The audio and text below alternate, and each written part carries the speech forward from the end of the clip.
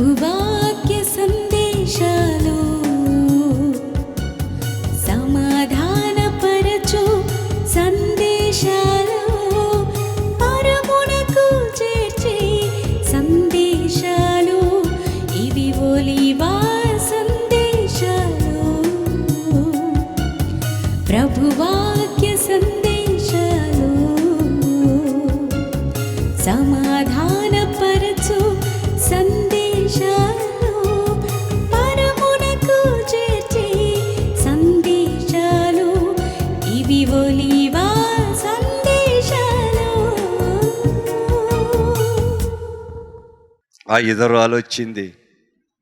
అప్పుడు పరిశుద్ధాత్మ దేవుడు అంటున్నాడు, ఎలీషాలో నుండి మాట్లాడుతున్నారు, నీ ఇంటిలో ఏముంది, నీ ఇంటిలో ఏముంది అమ్మా అంటే ఆమె అంటుంది నూనె కుండ ఉందంట. ఏంటి ఆ నూనె కుండల మహిమ మహాత్యం?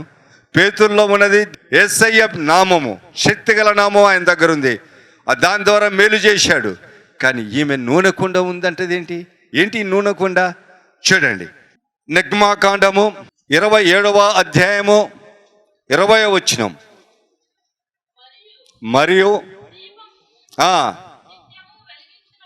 మరియు దీపము నిత్యము వెలుగునట్లు ప్రదీపమునకు దంచి తీసిన అచ్చము ఒలివల నూనె. ఏ నూనె?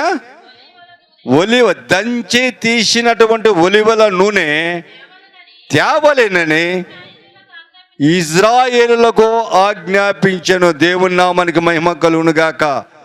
దేవుడు మోషే ద్వారా ఇజ్రాయేలు ప్రజలకు ఆజ్ఞాపించాడు, దంచి తీసిన ఒలివ నూనె దీపస్తంభం పైన ఉన్నటువంటి ప్రతిమలో పోయటానికి, ఆ యొక్క దీపము ఒత్తి నిత్యము వెలుగుటానికి, వెలుగునివ్వటానికి ఆ ఒలివ నూనె పోయటానికి కావాలి.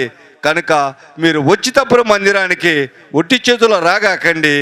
మీరు వచ్చేటప్పుడు ఒలివ కాయలను, ఏరిన కాయలను, పండించిన కాయలు దంచి తీసినటువంటి ఒలివ నూనె పట్టుకొని రాండి మందిరానికని ఆజ్ఞాపించాడు దేవుడు. Praise lord.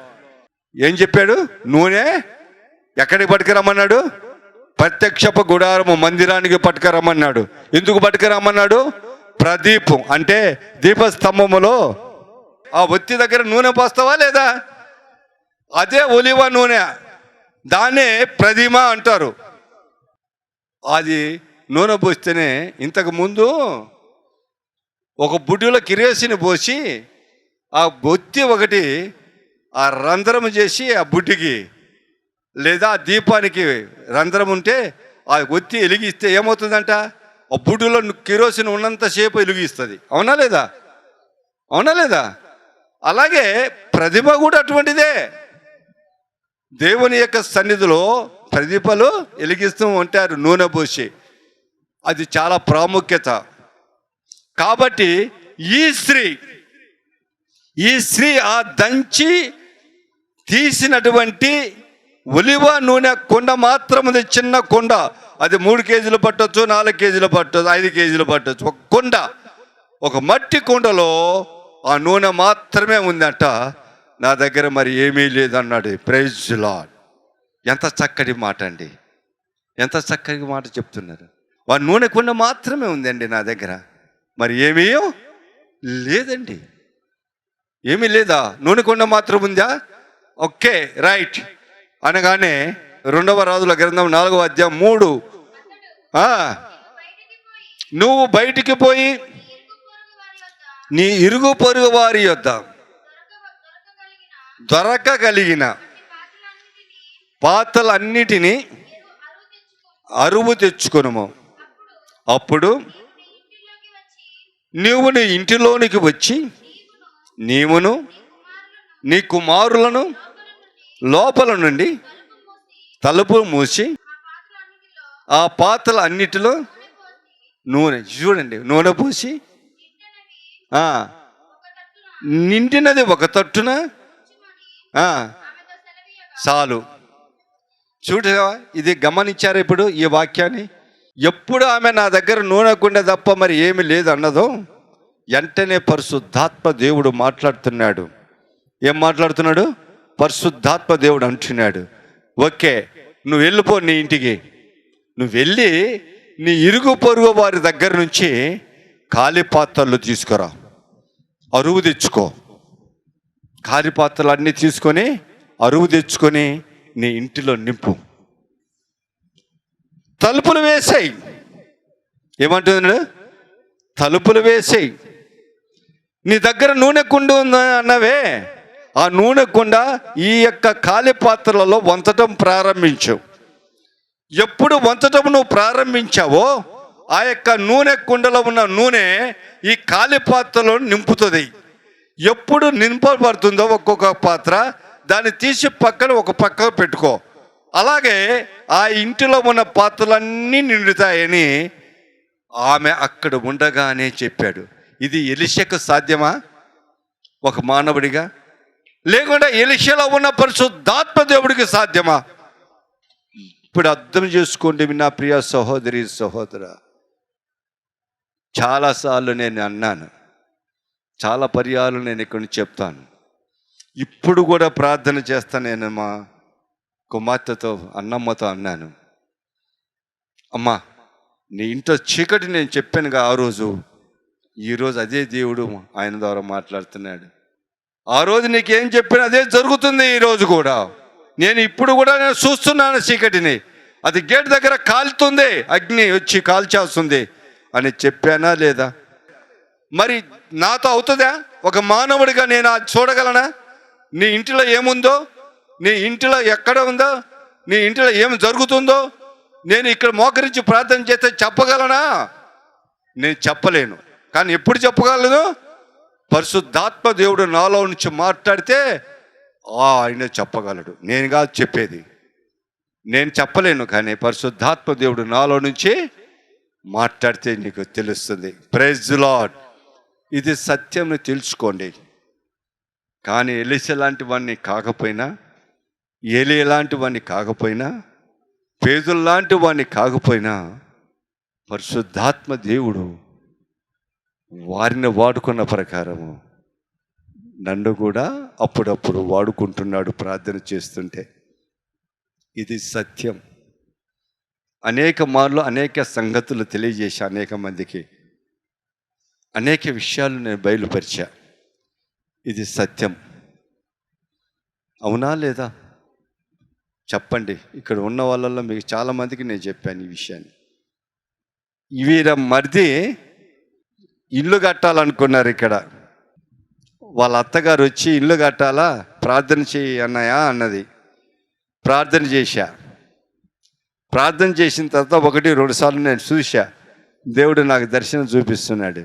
నేను అన్నాను, అమ్మా నువ్వు ఇల్లు ఏమో తర్వాత కడతావేమో నాకు తెలియదు, కానీ నీ ఇంటి కట్టక ముందుపై నీకు కుమారునికి పెళ్లి జరుగుతుందిరా అన్నది. ఆశ్చర్యపోయింది. అదేంటి అన్న, పెళ్లి చేయాలంటే ఇల్లు కట్టి పెళ్లి చేసుకోవాలి, కానీ లేకుండా నా కొడుకులు 3 పెళ్లి చేశా, ఆ చిన్న ఇంట్లో ఎక్కడ ఉంటారు అంటే అది దేవుణ్ణి అడుగని చెప్పా. అది దేవుణ్ణి అడుక్కో, కానీ నీ కుమారుడు ఇల్లు కట్టాడు, పెళ్లి చేస్తున్నాడు దేవుడు, పెళ్లి జరుగుతుంది అన్న. అరే స్వప్న, పెళ్లి జరిగిందా, ఇల్లు కట్టాడా? దేవుని నామానికి సపరేట్గా దేవుని మహిమపరచండి. Praise the lord. అంటే నేను మాట్లాడానా, నాలో నుంచి పరిశుద్ధాత్మ దేవుడు మాట్లాడా? చెప్పండి. ఇది సజీవ సాక్ష్యము. నా ప్రియ సహోదరి సహోదరా, ఆలోచన చేయండి. ఈ రాజ్యం ఆలోచన చేయండి. ఆ స్త్రీ అక్కడనే ఉంది, ఎలీషా గారి దగ్గరనే ఉంది. ఎలీషా గారిలో నుంచి పరిశుద్ధాత్మ దేవుడు మాట్లాడుతున్నాడు, నువ్వు అరువు తెచ్చుకో, ఇరుగు పొరుగు వారి దగ్గర అరువు తెచ్చుకున్న పాత్రలన్నిటి ఇంట్లో చేర్చుకో, తలుపులు వేసి నువ్వు నీ కుమారుడు లోపలికి వెళ్ళిపోయి ఆ కుండలో ఉన్న నూనె ఆ యొక్క ఖాళీ పాత్రలో వంచడం ప్రారంభించు. ఒక్కొక్క పాత్ర నూనె నిండుతుంది. ఆ పాత్రను పక్కకు జరిపి ఒక పక్కన పెట్టుకుంటారా అని ఎవరు చెప్పారు? ఎలీషా చెప్పాడా? పరిశుద్ధాత్మ దేవుడు చెప్పాడా? ఎందుకు మీరు వాక్యాన్ని అర్థం చేసుకోవటం లేదు? ఎందుకు దేవుడి యొక్క ఆత్మ ఉంటుందని అర్థం చేసుకోరు? ఎందుకు దేవుని ఆత్మ దేవుని సేవకులలో ఉంటుందని గ్రహింపు రాదు. నా ప్రియ సహోదరి సహోదరుడా, ఆలోచన చేయి ఈరోజు. ఆమె ఎక్కడనే ఉంది, జరగబోయే సంఘటన మొత్తం చెప్పేశాడు పరిశుద్ధాత్మ దేవుడు. మొత్తం చెప్పేస్తున్నాడు అంతే. చదువుమా, తగ్గిందంత చదువు. ఆమె అతని యొద్ద నుండి పోయి తానును తన కుమారులను తలుపు మూసి కుమారులు తెచ్చిన పాత్రలలో నూనె పోసెను. పాత్రలన్నీ నిండిన తర్వాత ఇంకా పాత్రలు తెమ్మని ఆమె తన కుమారునితో చెప్పగా ఆడు మరి ఏమీ లేవు అంటే అక్కడ పరిశుద్ధాత్మ దేవుడు ఏ విధంగా చెప్పాడో ఆ విధమే నిండిన పాత్ర, ఒకడు ఖాళీ పాత్ర, ఒకడు నిండిన పాత్ర. ఖాళీ పాత్ర ఒకడు సర్దుతున్నాడు, ఒకడు నిండిన పాత్ర చదువుతున్నాడు. నిండిన పాత్ర ఒక కుమారుడు సర్దుకుంటున్నాడు. ఆ యొక్క నిండిన పాత్ర తీసిన స్థలంలో మళ్ళీ ఖాళీ పాత్ర ఒకడు పెడుతున్నాడు. ఇద్దరు కుమారులు 2 పనులతో బిజీ అయిపోయారు. ఆ చివరికి వచ్చినప్పుడు ఇంకా పాత్రలు తీసుకురమ్మని తల్లి అడిగినప్పుడు అమ్మా ఇంకా పాత్రలు లేవన్నాడు. Praise lord. ఖాళీ పాత్రలు అయిపోయినాయి అమ్మా అన్నాడు. Praise Lord. అప్పుడు వెంటనే నూనె నిలిచిపోయింది కానీ కుండ ఖాళీ కాల. కుండల నూనె కుండలోనే ఉంది. ఎంత నూనె ఉందో అంత నూనె ఉంది, కానీ పాత్రలన్నీ నూనెతో నింపబడినాయి. చప్పట్లకు దేవుని మహిమపరచండి, చప్పట్లకు దేవుని మహిమపరచండి గట్టిగా.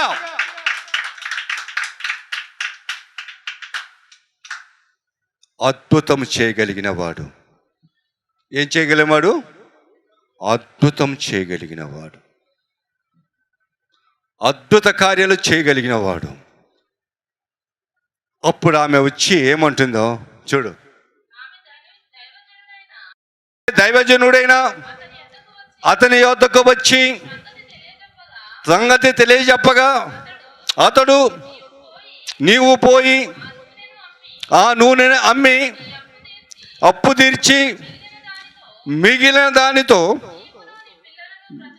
నీవును నీ పిల్లలు బ్రతుకుడి. Praise lord. అంటే వాళ్ళు తెచ్చిన ఖాళీ పాత్రల్లో నింపబడిన నూనె ఎంత గొప్ప నూనె అంటే ఆ నూనె అమ్మిన తర్వాత అప్పుల వాడికి అప్పు కట్టగా ఇంకా డబ్బు ధనం మిగులుతుందంట. ఇంకా ఏమి మిగులుతుందంట? ధనము మిగులుతుందంట. ఆ మిగిలిన ధనముతో నువ్వు నీ బిడ్డలు బ్రతుకు అన్నాడు. Praise Lord. ఇక్కడ కూర్చున్న జుటికి రవిబాబు అన్నమ్మ చాలా ప్రయత్నం చేశారు లోను కోసం. బజాజ్ కంపెనీల ద్వారా లోన్లు ప్రయత్నం చేశారు. వాళ్ళు చాలా డాక్యుమెంట్స్ తీసుకున్నారు. చివరికి మేము ఇవ్వలేమన్నారు. చిన్న పొరపాటు వలన లోన్ ఇవ్వమని అన్నారు. ఆ తర్వాత కొన్ని బ్యాంకుల దగ్గరికి వెళ్ళింది, ఇవ్వని అన్నారు. అది కంప్యూటర్ నొక్కగానే ఆ లోపము కనపడుతుంది వాళ్ళకి. ఆ లోపం కనపడుతున్నగానే చెక్ బౌన్ అన్నటువంటి లోపం కనపడగానే ఆపేస్తున్నారు. లోన్ ఇవ్వలేనండి. అంతకుముందు ఎంత అప్పు ఇస్తానని అడిగారు, అంత అప్పు ఇవ్వటానికి సిద్ధపడినారు. ఎంత ధనము కావాలో అంత ధనము ఇవ్వటానికి సిద్ధపడినారు. అన్ని డాక్యుమెంట్స్ బాగానే ఉన్నాయి, కానీ అంతకు ముందు తీసుకున్న అప్పులో ఒక్క చిన్న పొరపాటు ఏం జరిగిందంటే ఒక్క పర్యాయము చెక్కు బౌన్ అయింది. ఆ బౌన్ అనే మాట చూడగానే లోను ఇవ్వటము మానేశారు బ్యాంకు వాళ్ళు.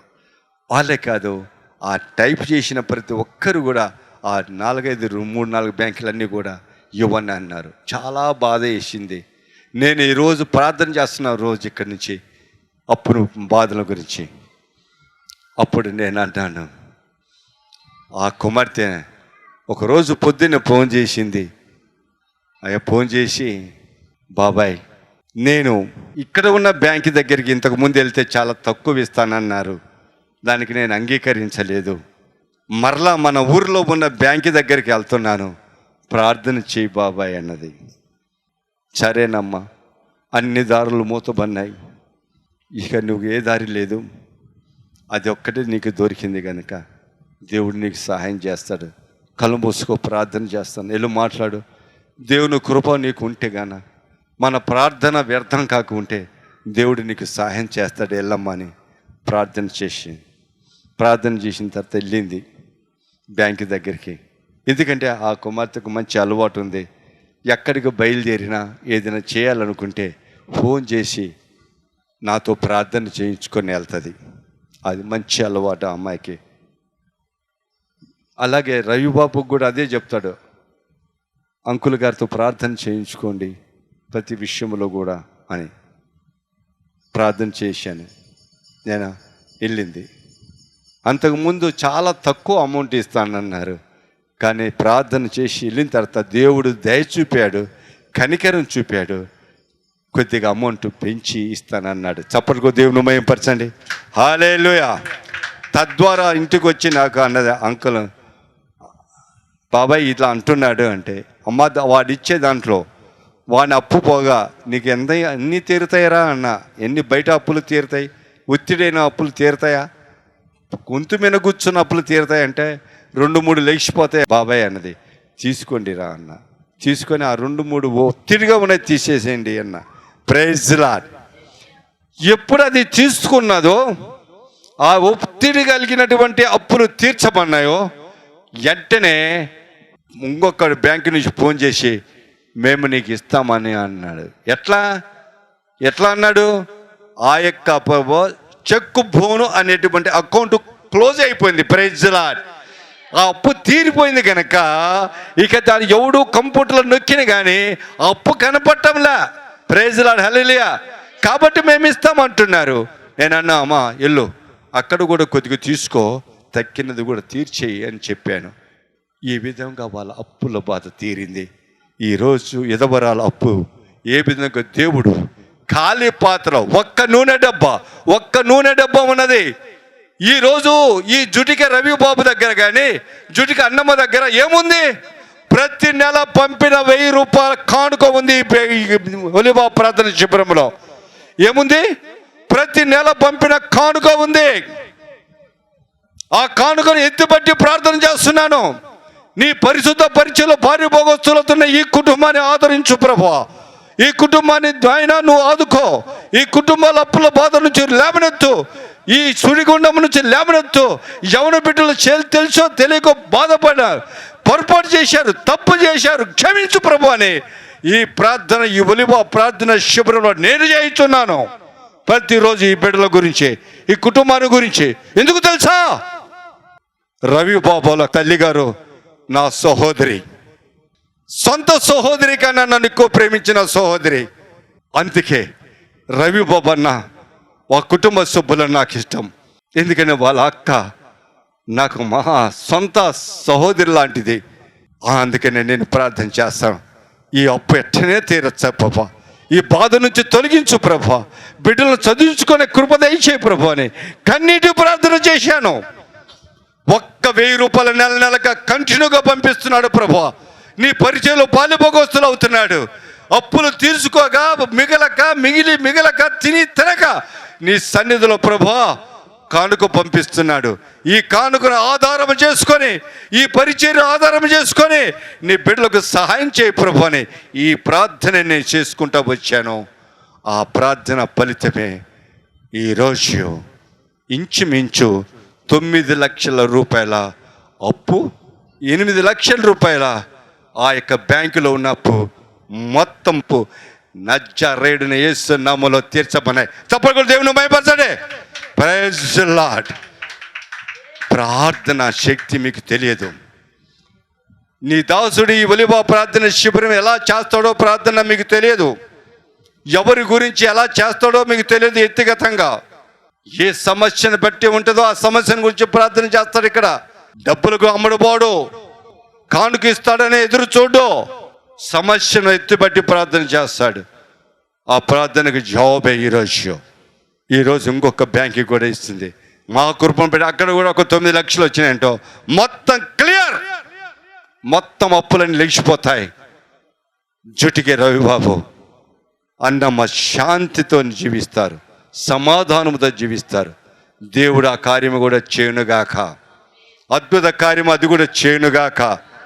మళ్ళీ ఇందాక చెప్పింది, ఫోన్ వచ్చిందంట, అది సగంలో ఆపేసింది నా కుమార్తె, పూర్తి చెప్పలే. నాకు కుమార్తె అవుతుంది, అన్నయ్య గారి అబ్బాయి కూతురు ఆమె, ఈమె అక్కగారి కొడుకు ఈయన. Praise lord.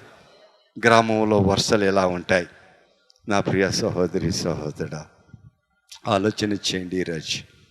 ఎందుకు ఈ వాక్యము చెప్తున్నా అంటే, అంటమ్మా రవి బాబు భయపడకో, పరిశుద్ధాత్మ దేవుడు నీ ప్రార్థన నా ప్రార్థన ఆలకిస్తున్నాడు. ఏ విధంగా యుధవరాలికి మేలు జరిగిందో ఆ విధంగా పరిశుద్ధాత్మ దేవుడు నీకు మనకు అందరికి మేలు చేస్తాడు. అంతే. నజరేయుడైన యేసు నామములో జరుగునుగాక ఈ కార్యం.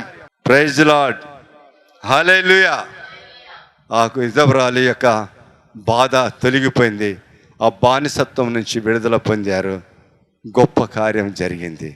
నేడు ఈ కుటుంబానికి కూడా గొప్ప కార్యము జరుగునుగాక, ఈ కుటుంబానికి మేలు చేయునుగాక, అప్పుల బాధ రుణ బాధ నుంచి తీర్చబడునుగాక. ఇదిగో ఈరోజు కూడా ఈ 3,000 రూపాయలు కూడా ఖర్చు చేస్తున్నారంటే ముందు దేవుడు చేసిన సహాయానికి ప్రతిగానే ఈరోజు ఖర్చు పెడుతున్నారు. కృతజ్ఞతగా దేవునికి స్తుతులు చెల్లిస్తూ ఉన్నారు. దేవుని పరిచయంలో 1,10,000 రూపాయలు, భోజనం ఖర్చులో 2,000 రూపాయలు ఖర్చు చేసి దేవుని స్తుతిస్తున్నారు, దేవుని మహిమపరుస్తున్నారు, దేవుని ఘనపరుస్తున్నారు. వారు దేవుడు చేసిన సహాయానికి కృతజ్ఞత స్తుతులు చెల్లించడానికి ఇంత దూరం వచ్చారు. Praise Lord. దేవుడి మాటలు దీవించి ఆశీర్వదించునుగాక. Amen, amen. Praise Lord. మిక్కిలి ప్రేమగల తండ్రి, మీకు వేలాది వందనములు స్తుతులు స్తోత్రాలు ప్రభా.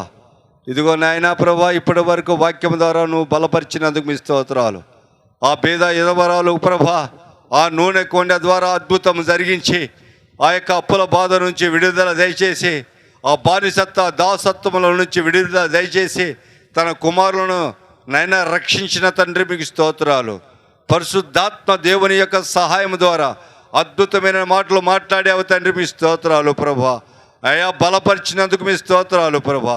ఈ టెలివిజన్ ద్వారా ప్రభా, ప్రవచన టెలివిజన్ ద్వారా నా తండ్రి రావా, అనేక టీవీ ఛానళ్ళకు ఎదురుగా కూర్చొని విన్న ప్రతి బిడ్డ హృదయాలను కదిలించండి. ప్రతి ఒక్కరు ఆలోచన చేయగలిగిన వారిగా ఉంచండి ప్రభా. ఎక్కడ ప్రభా వాళ్ళు ఇచ్చిన కానుకలను గురించి నిత్యము ప్రార్థనలు చేయగలరో, వాళ్ళు ఇచ్చినటువంటి దయన ప్రభు తండ్రి నాయన పరిశుద్ధ పరిచయలో పాలిభాగస్తులవుతున్న కుటుంబాల గురించి ప్రార్థన చేయగలరో ఆ స్థలాలకు విచ్చి దేవుని పరిచయలో ప్రభా పాలిభాగస్తులు అవ్వాలి ప్రభా. ఇదిగో నాయన ఈ సువార్త ప్రకటించడానికి ఈరోజు మద్దాల ప్రభా ప్రేమిల, అలాగే జుటికే రవి బాబు అన్నమ్మ వాళ్ళ కుటుంబ సభ్యులు అందరు కలిసి ప్రభా నాయన మళ్ళీ 1,000 రూపాయలు సహాయం చేశారు. ఆయా మొత్తం మిగిలిన ఆయన ఈ నాటి ఈ యొక్క రక్షణ సువార్త ప్రకటించడానికి ఈ 2 కుటుంబాలు నాయన సహాయం చేశారు ప్రభా. వీళ్ళకి రావాల్సిన దీవెనల ఆశీర్వాదాలు మెండుగా కుమ్మరించండి ప్రభా. వీరి సమస్యలు తీర్చండి ప్రభా. ఆర్థిక పరిస్థితి లేవనెత్తండి ప్రభా. వీళ్ళ బిడ్డల చదువు విషయంలో తోడుగా ఉండండి ప్రభా. వీరు చేస్తున్న ఉద్యోగాలలో తోడుగా ఉండండి ప్రభా. నాయన వీరు చేస్తున్న వ్యాపారాల్లో తోడుగా ఉండండి ప్రభా. నాయన సహాయం చేయండి, సహకరించండి, దినదినాభివృద్ధిలకు కుటుంబాలకు అనుగ్రహించండి ప్రభా.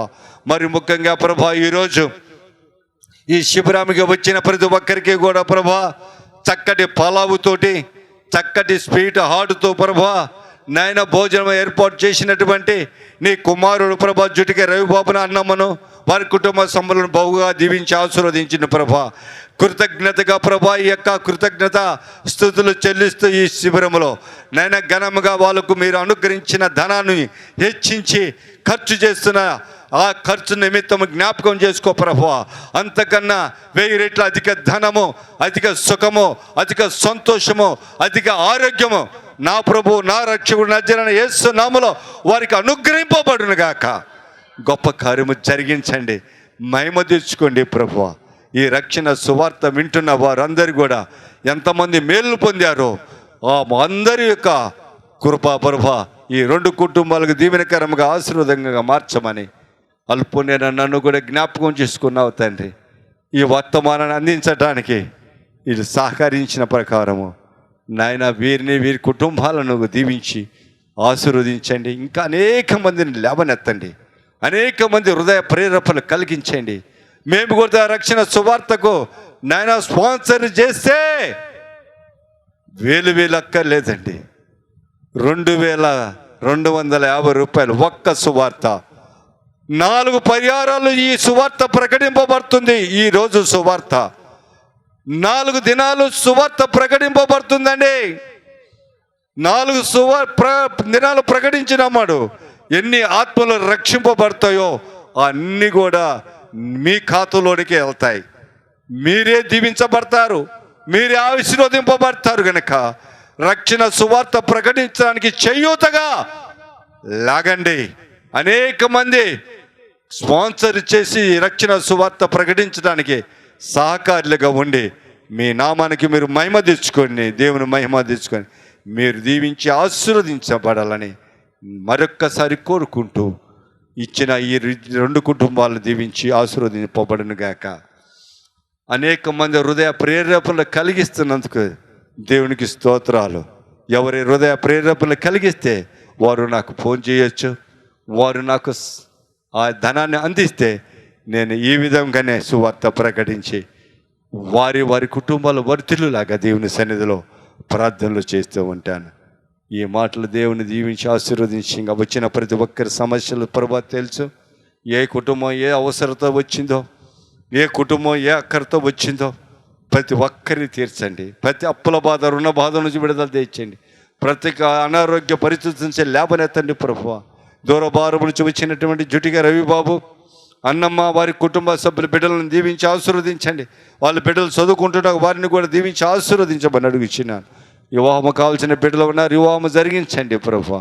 నాయన నీ కుమార్తె ప్రభు మరియమ్మ కుమారుడు అమృత కుమార్కి వివాహము జరగాలి తండ్రి. ఆరింక కుమారుడికి కూడా వివాహము జరగడానికి కృప దయచేయండి నాయన ప్రభు. తండ్రి నీకు వందనాలు.